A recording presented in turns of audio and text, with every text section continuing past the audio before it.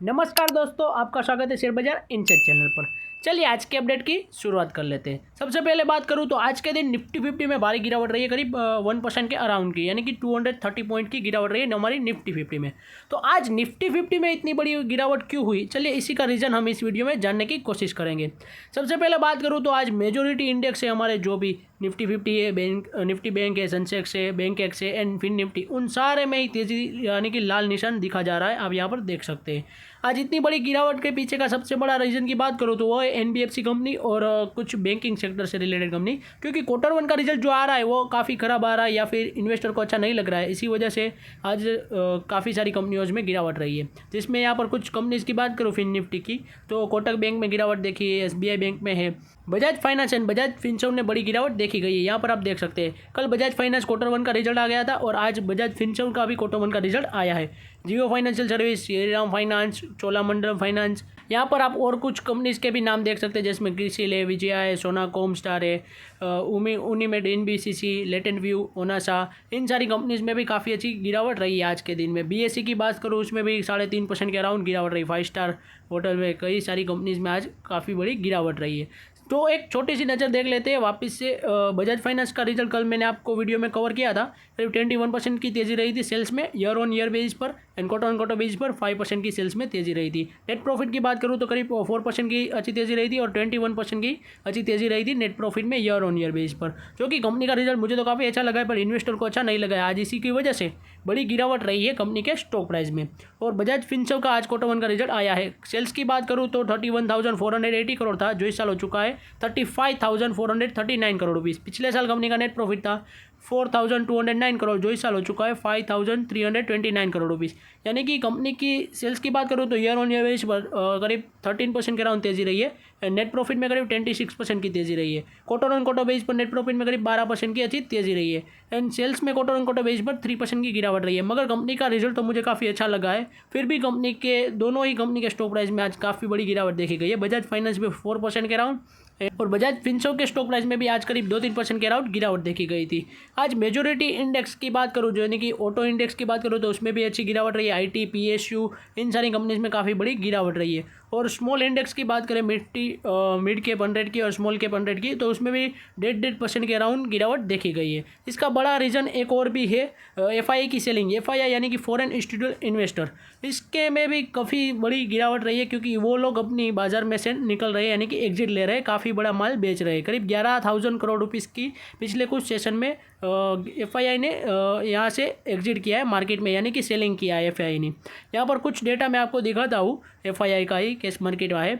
24 जुलाई को 2,000 करोड़ का, 23 जुलाई के दिन देखे तो 4,000 करोड़, 3,500 करोड़, यानी कि 1,600 करोड़, इतना बड़ा एफआईआई ने सेलिंग किया है पिछले कुछ दिनों में।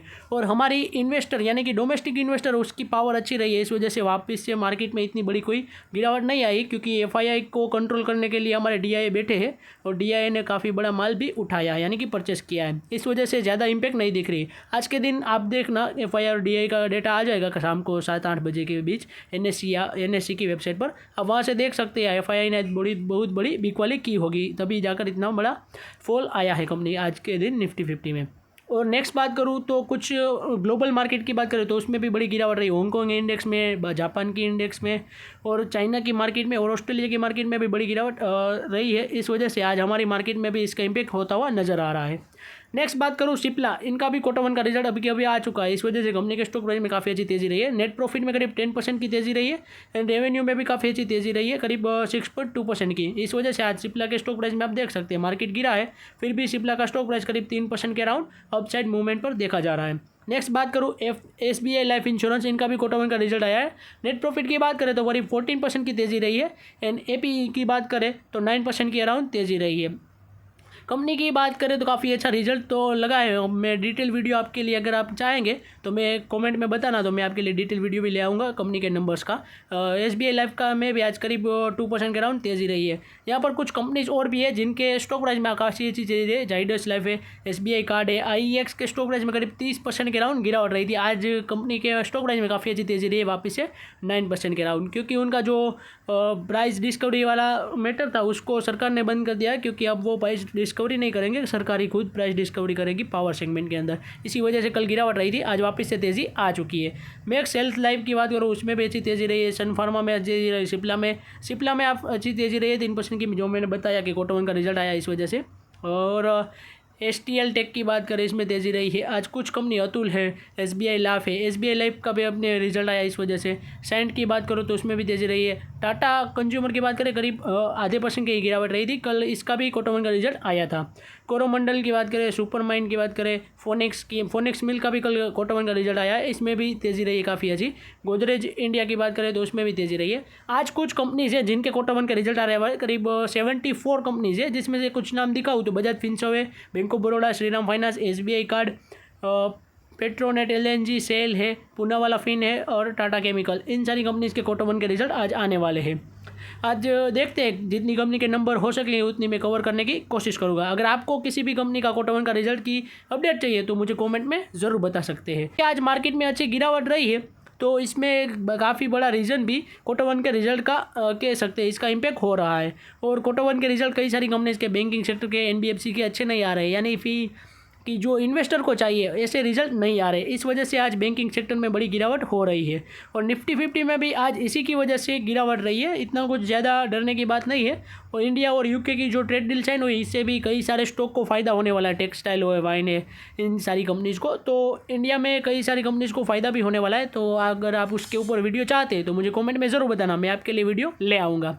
और निफ्टी 50 में ऐसी छोटी मोटी गिरावट होती है तो आप इसका फ़ायदा उठाना अच्छी तरीके से ले सकते हैं, यानी कि जब जब गिरावट होती है तब बाय ऑन डिप स्ट्रेटेजी से आप बाई कर सकते हैं। अगर ऐसे ही एवरेज आउट किया तो आप बड़ा ही अच्छा प्रॉफिट कमा सकते हैं। अभी कोई ग्लोबल अनसर्टिनिटी वाली बहुत ज़्यादा बड़ा माहौल नहीं है, वॉर लाइक सिचुएशन नहीं है, ऐसी तो थोड़ी छोटी मोटी बातें होती ही रहेगी। क्योंकि अगर अनसर्टिनिटी नहीं होगी तो मार्केट ऊपर ही ऊपर थोड़ी चला जाएगा, कभी ना कभी तो ऐसे ही चलता है मार्केट, ऊपर नीचे ऊपर नीचे ऊपर नीचे। इस वजह से जहाँ जहाँ नीचे आती है तब तब हमें मार्केट की अपॉर्चुनिटी मिलती है। अगर लॉन्ग टर्म इन्वेस्टर है आप तो उसके लिए काफ़ी अच्छी बात है यह थोड़ी बहुत गिरावट। तो अच्छे कंपनीज, अच्छे फंडामेंटल स्टॉक भी पड़े हैं, आप उसमें बाइंग भी कर सकते हैं। क्योंकि मार्केट कभी ना कभी और हर दिन गिरने वाली नहीं है, और कभी ना कभी तो रिवर्स बैक करेगी, बाउंस बैक करेगी, यानी कि यह छोटी मोटी गिरावटें होनी रहती है। आज बजाज फाइनेंस एंड फिनसर्व में गिरावट हुई है तो आप इसका भी फ़ायदा उठा सकते हैं। अगर आपको किसी भी कंपनी की क्वार्टर 1 का रिजल्ट चाहिए तो मुझे कमेंट में ज़रूर बताना। आज की वीडियो हमारी यहीं तक थी। ऐसे ही वीडियोस देखने के लिए हमारे चैनल को सब्सक्राइब कीजिए और बेल आइकन को ऑन करना मत भूलिएगा। Thanks for watching.